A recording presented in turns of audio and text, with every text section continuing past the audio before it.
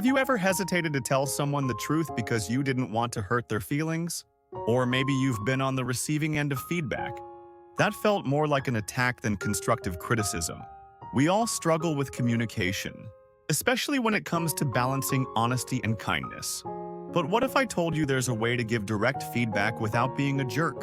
A way to build stronger relationships, inspire growth, and create a culture where people actually thrive. That's exactly what Radical Candor by Kim Scott is all about. And today, we're diving deep into how this book can change the way you approach leadership, teamwork, and even personal relationships. Think about this for a moment. What's one piece of feedback you've received that completely changed how you think or work? Was it brutally honest? Was it sugar-coated? Drop it in the comments because today, we're talking about why so many of us get feedback wrong and how Radical Candor helps us fix it. Before we break it all down, let's talk about Kim Scott. She's not just another business consultant throwing out theories. She's been in the trenches. She's worked at Google, Apple, and alongside legendary leaders like Sheryl Sandberg. She wrote Radical Candor in 2017, and since then, it has become a must-read for leaders, managers, and honestly, anyone who wants to communicate better. The inspiration for the book came from a moment when Sandberg gave Scott some tough but helpful feedback. She told her, "You say a lot in meetings," and at first, Scott brushed it off. But Sandberg didn't stop there. She explained, "When you say every few sentences, it makes you sound less confident. And I know you're smart, so let's fix it." That's Radical Candor in action, honest, direct feedback delivered with genuine care. So, what exactly is Radical Candor? At its core, it's about being direct without being a jerk. Scott's framework revolves around two key concepts: caring personally and challenging directly. When you get both right, you create a culture where people can be honest with each other in a way that leads to real growth. She explains that feedback typically falls into four categories. The first is radical candor, where you both care about the person and challenge them directly. This is the sweet spot where you can be honest, but also supportive. Then there's ruinous empathy, where you care deeply about someone but avoid tough conversations to spare their feelings. It might seem kind in the moment, but in the long run, it does more harm than good.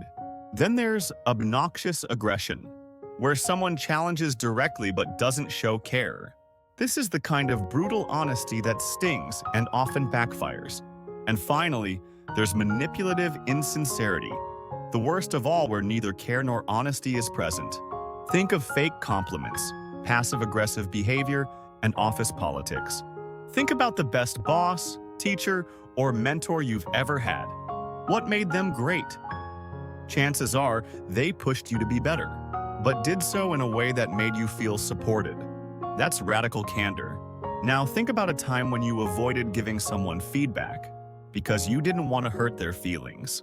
Maybe a coworker wasn't pulling their weight, but instead of addressing it, you just picked up their slack. Eventually, resentment built up, and when you finally said something, it came out all wrong. That's ruinous empathy, and it's a trap many of us fall into. Or maybe you've had a boss who constantly criticized you, but never offered support or guidance. That's obnoxious aggression.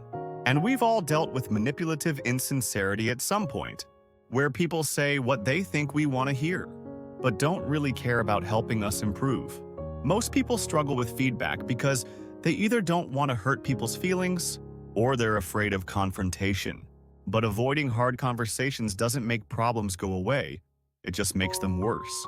The key takeaway from Radical Candor is that early honest feedback prevents major issues down the road. Imagine you're driving and your GPS tells you the wrong direction, but instead of correcting it, it waits until you're completely lost before speaking up. That's what happens when we avoid giving feedback in real time. So how do you start using radical candor in your daily life? First, start with care. Before giving tough feedback, make sure the person knows you're in their corner. One way to do this is to consistently recognize and appreciate their strengths. When people know you see the good in them, they're more open to hearing areas for improvement. Second, be specific. Vague feedback like, "You need to be more proactive," doesn't help anyone. Instead, say, I noticed you had a great idea in today's meeting, but didn't speak up. Next time, I'd love to hear your thoughts. The more concrete your feedback, the more useful it is. Third, give feedback immediately. Don't wait weeks or months to bring up an issue. If you see something that needs improvement, address it as soon as possible. It's like telling someone they have spinach in their teeth. It's better to mention it now than let them walk around all day embarrassed. Fourth, ask for feedback too. Radical candor isn't just about giving feedback, it's about receiving it. Ask others, what's one thing I could be doing better? And be open to their answers. Lastly, adjust your approach based on personality. Some people need a gentler delivery, while others prefer direct talk. Adapt, but don't avoid honesty. One of the biggest misconceptions about radical candor is that it means you should always be brutally honest. But that's not the goal. Some people hear about this book and think, great, now I can just say whatever I want. No, that's not the point. If you're just blunt without care, you're leaning into obnoxious aggression. The goal is balance. Honesty should come from a place of wanting to help, not just getting things off your chest. Why has radical candor been such a success? First, it's practical. It's not just theory, it gives you tools you can start using today. Second, it's relatable. We've all had bosses who were too nice or too harsh. This book helps us find the balance. And third, it's empowering. It shows us that better communication isn't just for CEOs, it's for everyone. One of my personal takeaways from this book was realizing that avoiding tough conversations doesn't help anyone. I used to hold back from giving feedback because I didn't want to seem mean. But after applying radical candor, I saw how being honest while also being supportive actually strengthened my relationships and helped people improve. It completely changed the way I approach feedback. And I've seen firsthand how it can transform teams and relationships. Here's my challenge for you. Think of one person in your life who could benefit from honest, caring feedback. Maybe it's a coworker, a friend, or even a family member. This week, try applying radical candor. Show that you care, but also challenge them directly. Then, come back and let me know how it went. Was it easier than you expected? Harder? What did you learn from the experience?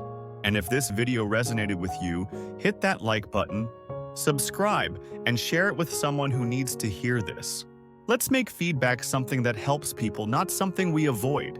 So there you have it, Radical Candor by Kim Scott.